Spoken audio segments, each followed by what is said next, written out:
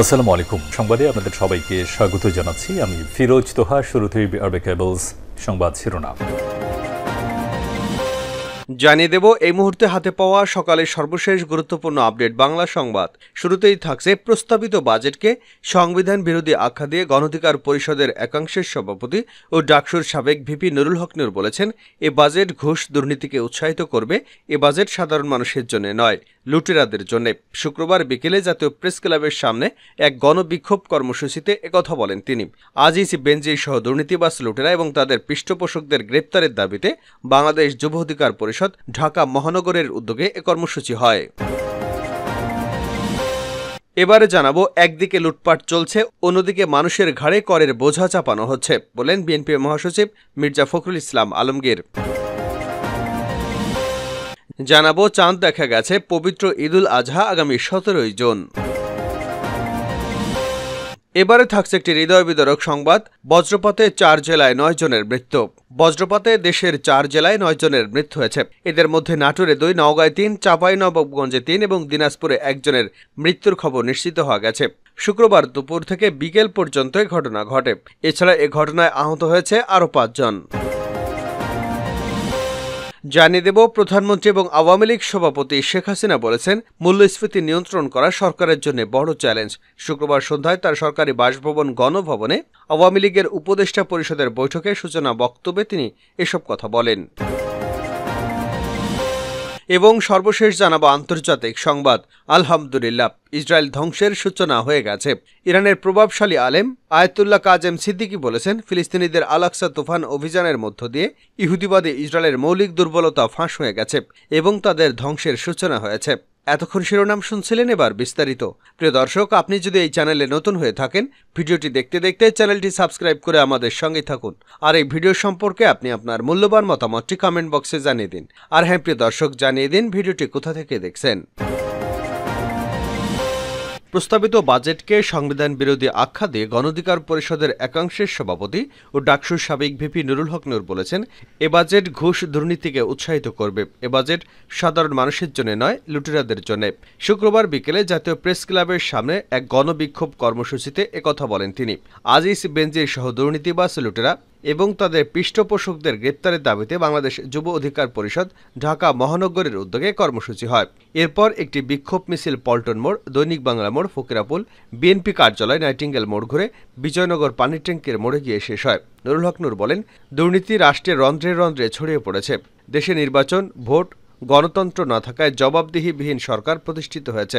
আর সরকারের জবাবদিহিতা না থাকায় দুর্নীতি এখন স্বাভাবিক বিষয়ে পরিণত হয়েছে। বলতে গেলে দুর্নীতি এখন প্রাতিষ্ঠানিক রূপ লাভ করেছে। হাসপাতালের মর্গ থেকে লাশ বের করতেও ঘুষ দিতে হয়। সরকারি এমন কোনো দপ্তর নেই, অফিস নেই যেখানে ঘুষ দুর্নীতি নেই। সরকার অবৈধভাবে ক্ষমতায় থাকতে আজিজ বেনজিরদের তৈরি করেছে, এখন তাদের দায় নিতে চাচ্ছে না। আওয়ামী লীগ সাধারণ সম্পাদক ওবায়দুল কাদের বলেছেন, আজিজ বেনজির তাদের কোনো লোক নয়, অথচ আজিজ বেনজিরদের তারাই প্রমোশন দিতে দিতে সেনাপ্রধান এবং পুলিশ প্রধান বানিয়েছে। প্রস্তাবিত বাজেট প্রসঙ্গে তিনি বলেন, এই যে বাজেট দিয়েছে সেখানে বৈধ আয়ে কর দিতে হবে 30%, আর লুটপাট, ব্যাংক ডাকাতির মাধ্যমে অর্জিত অবৈধ সম্পদে কর দিতে হবে 15%। এভাবে সরকার লুটপাটের পৃষ্ঠপোষকতা করেছে। এ বাজেট সাধারণ মানুষের জন্য নয়, এ বাজেট আজিজ বেনজির, সালমান এফ রহমান এবং ইসলামের মতো লুটেরাদের জন্য। সংবিধানের 20 অনুচ্ছেদে আছে, অনুপার্জিত আয় কোনো ব্যক্তি ভোগ করতে পারবে না। তাহলে এক কথায় এই বাজেট ঘুষ দুর্নীতিকে উৎসাহিত করার সাংবিধানিক বাজেটে রূপ নিয়েছে। তিনি আরও বলেন, 52, 69, 71 এমনকি দেশ স্বাধীনের পর 90-এর স্বৈরাচার বিরোধী আন্দোলন, ইতিহাসের সমস্ত আন্দোলন সংগ্রাম তরুণদের কারণেই বিজয়ী হয়েছে। আজকে এই দুর্নীতিবাজ লুটেরার সরকারের বিরুদ্ধে ছাত্র যুবকদের জেগে উঠতে হবে। ছাত্র যুবক তরুণরা জেগে না উঠলে এই ফ্যাসিস্ট শাসনের পরিবর্তন হবে না। তাই ছাত্র এবং যুব অধিকার পরিষদকে দুর্নীতির বিরুদ্ধে সারা দেশের জনগণকে সংগঠিত করতে হবে। দলের সাধারণ সম্পাদক রাশিদ খান বলেন, আজিজ বেনজির এই সরকারের সৃষ্টি। আজকে কোথায় বেনজির? দেশ ছেড়ে পালিয়েছেন। ক্ষমতা হারালে আওয়ামী লীগের লুটেরারা এভাবেই দেশ ছেড়ে পালাবে। প্রস্তাবিত বাজেট প্রসঙ্গে তিনি বলেন, এই বাজেট ঋণ নির্ভর। বিদ্যুৎ জ্বালানি খাতে ভর্তুকির বদলে উল্টো দাম বৃদ্ধির ঘোষণা দেওয়া হয়েছে।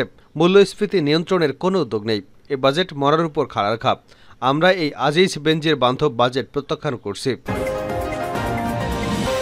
একদিকে লুটপাট চলছে, অন্যদিকে মানুষের ঘাড়ে করের বোঝা ফখরুল। আসন্ন 2024-25 অর্থবছরের প্রস্তাবিত বাজেটের সমালোচনা করে বিএনপির মহাসচিব মির্জা ফখরুল ইসলাম আলমগীর বলেছেন, এখানে একদিকে লুটপাটের সুযোগ, অন্যদিকে মানুষের ঘাড়ে করের বোঝা চাপানো হয়েছে। যন্ত্রপাতি আমদানি বাধাগ্রস্ত হলে তো কোনো শিল্প প্রতিষ্ঠান হবে না, এজন্যই কিন্তু ট্যাক্স বাড়ানো হয়েছে। এ যেন ভয়াবহ অবস্থা। সুতরাং এই দানব সরকারকে সরাতে না পারলে আমাদের মুক্তি নেই। শুক্রবার বিকেলে এক অনুষ্ঠানে প্রধান অতিথির বক্তব্যে এসব কথা বলেন তিনি। বিএনপির প্রতিষ্ঠাতা জিয়াউর রহমানের 43তম মৃত্যুবার্ষিকী উপলক্ষে শহীদ প্রেসিডেন্ট জিয়ার গৃহীত কর্মসূচি ও নীতি, বাংলাদেশ কৃষি বিপণন এবং পল্লী উন্নয়নের মূল ভিত্তি শীর্ষক সেমিনারে আয়োজন করে বাংলাদেশ কৃষি বিশ্ববিদ্যালয় শিক্ষকদের সংগঠন সোনালী দল। ক্ষমতাসীন আওয়ামী লীগ সরকার মিথ্যার উপর টিকে আছে এমন মন্তব্য করে ফখরুল বলেন, তাদের যত পরিসংখ্যান সবই মিথ্যা ও বানানো। এ থেকে রক্ষা পেতে শহীদ জিয়াকে স্মরণ করে যার যার অবস্থান থেকে সবাইকে জেগে উঠতে হবে, তরুণ প্রজন্মকে জাগিয়ে তুলতে হবে, এটি যত কঠিন কাজই হোক না কেন। মির্জা ফখরুল আরও বলেন, জিয়াউর রহমান দেশের সমৃদ্ধির জন্য নতুন নতুন উদ্যোগ নিয়েছিলেন। বিদেশে কর্মী পাঠানো, তৈরি পোশাক শিল্প প্রতিষ্ঠা, পিছিয়ে পড়া এলাকার জন্য ডেভেলপমেন্ট বোর্ড গঠন করেছিলেন। তিনি মাঠে গিয়ে মানুষের সঙ্গে কথা বলেছিলেন, কৃষির জন্য খাল খনন করেছিলেন। গ্রামে উপজেলায় তিনি রাত্রিযাপন করতেন। জেলাতে তিনি ক্যাবিনেট মিটিং করেছিলেন। সংশ্লিষ্ট জেলার উন্নয়নের জন্য নতুন পরিকল্পনা নিতেন। এক কথায় গোটা জাতিকে তিনি নতুন স্বপ্ন দেখিয়ে মাঠ পর্যায়ে উন্নয়ন করেছিলেন। ইরান ইরাক যুদ্ধ নিরসনে গঠিত কুচ কমিটির সদস্য ছিলেন তিনি। সেজন্যই কিন্তু এই মানুষটিকে কেউ ভুলতে পারে না। তিনি বলেন, জিয়াউর রহমানকে কেউ খাটো করতে পারবে না। তাকে খাটো করতে গেলে বাংলাদেশকে খাটো করা হয়। তার অবদানকে যারা অস্বীকার করে তারা বাংলাদেশের স্বাধীনতাকে অস্বীকার করে। বিএনপির মহাসচিব আরও বলেন, গণতন্ত্রের ন্যূনতম অবস্থান থাকলে যেটি হয় সেটি ভারতের জনগণ দেখিয়ে দিয়েছে। নরেন্দ্র মোদীর একক বিজয় ঠেকিয়ে দিয়েছে। এটি হলো প্রাতিষ্ঠানিক গণতন্ত্রের কারণে। আজ আমাদের সব সাংবিধানিক প্রতিষ্ঠান ধ্বংস করা হয়েছে। এজন্য আমাদের লড়াইয়ের বিকল্প নেই। আজ লড়াই করতে গিয়েই কিন্তু আমাদের নেত্রী খালেদা জিয়া কারাগারে। চাঁদ দেখা গেছে ঈদুল আজহা 17ই জুন। পবিত্র ঈদুল আজহা আগামী 17ই জুন পালিত হবে। বাংলাদেশের আকাশে শুক্রবার সন্ধ্যায় 1445 হিজরি সনের জিলহজ মাসের চাঁদ দেখা গেছে। শুক্রবার সন্ধ্যায় জাতীয় মসজিদ বাইতুল মোকাররমে ইসলামিক ফাউন্ডেশনের সভাকক্ষে জাতীয় চাঁদ দেখা কমিটির সভা থেকে এ তথ্য জানানো হয়। ধর্মমন্ত্রী মোহাম্মদ ফরিদুল হক খানের সভাপতিত্বে সভাটি অনুষ্ঠিত হয়। হিজরি বর্ষপঞ্জি অনুসারে 10ই জিলহজ মুসলিমদের অন্যতম বড় ধর্মীয় উৎসব ঈদুল আজহা উদযাপন করা হয়। এদিন সারা দেশে মুসলমানরা মহান আল্লাহর অনুগ্রহের আশায় ঈদের জামাত শেষে পশু কুরবানি করেন। এদিকে সৌদি আরবের আকাশেও স্থানীয় সময় বৃহস্পতিবার জিলহজ মাসের চাঁদ দেখা গেছে। সেই হিসেবে আগামী 16ই জুন সৌদিতে পবিত্র ঈদুল আজহা উদযাপিত হবে। বজ্রপাতে 4 জেলায় 9 জনের মৃত্যু। বজ্রপাতে দেশের 4 জেলায় 9 জনের মৃত্যু হয়েছে। এদের মধ্যে নাটোরে 2, নওগাঁয় 3, চাঁপাইনবাবগঞ্জে 3 এবং দিনাজপুরে 1 জনের মৃত্যুর খবর নিশ্চিত হওয়া গেছে। আর শুক্রবার দুপুর থেকে বিকাল পর্যন্ত এ ঘটনা ঘটে। এছাড়া এ ঘটনায় আহত হয়েছে আরও 5 জন। নাটোর জেলার নলডাঙ্গা উপজেলার কোমরপুর গ্রামের কবরস্থানে সংলগ্ন বারনই নদীতে দুপুরের দিকে মাছ ধরার সময় বজ্রপাতে মোহাম্মদ কামরুল হোসেন 35 নামের এক যুবকের মৃত্যু হয়েছে। এ সময় আহত হয়েছেন মজনু 40 নামের আরও একজন। নিহত কামরুল একই উপজেলার কোমরপুর গ্রামের বাসিন্দা। নলডাঙ্গা উপজেলা নির্বাহী কর্মকর্তার দেওয়ান আকরামুল এ তথ্য নিশ্চিত করেছেন। নাটোর উপজেলার গুরুদাসপুরে বজ্রপাতে আবেরা বেগম 40 নামের এক গৃহবধূ নিহত হয়েছেন।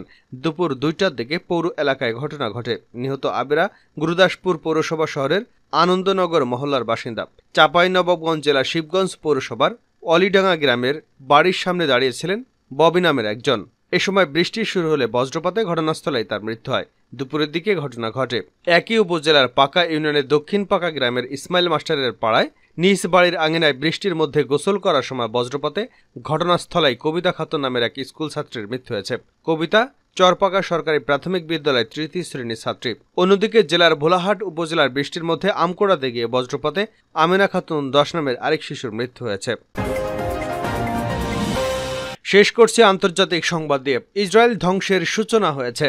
ইরানের প্রভাবশালী আলেম আয়াতুল্লাহ কাজিম সিদ্দিকী বলেছেন, ফিলিস্তিনিদের আল আকসা তোফান অভিযানের মধ্য দিয়ে ইহুদিবাদে ইসরায়েলের মৌলিক দুর্বলতা ফাঁস হয়ে গেছে এবং তাদের ধ্বংসের সূচনা হয়েছে। তিনি শুক্রবার তেহরানের জুমার খুতবায় আল আকসা তোফান অভিযানের বিভিন্ন দিক তুলে ধরার সময় একথা বলেন। কাজিম সিদ্দিকী বলেন, এই অভিযানের ফলে কিছু দেশের সঙ্গে দখলদার ইসরায়েলের সম্পর্কের স্বাভাবিক করার পরিকল্পনা ভেস্তে গেছে এবং তা কখনই আর আগের অবস্থানে ফিরে আসবে না। তিনি আরও বলেন, ফিলিস্তিনিদের আল আকসা তোফান অভিযান পাশ্চাত্যের কথিত লিবারেল ডেমোক্রেসি এবং ইহুদিবাদী ইসরায়েলের অস্তিত্বের উপর অপূরণীয় আঘাত হানতে সক্ষম হয়েছে।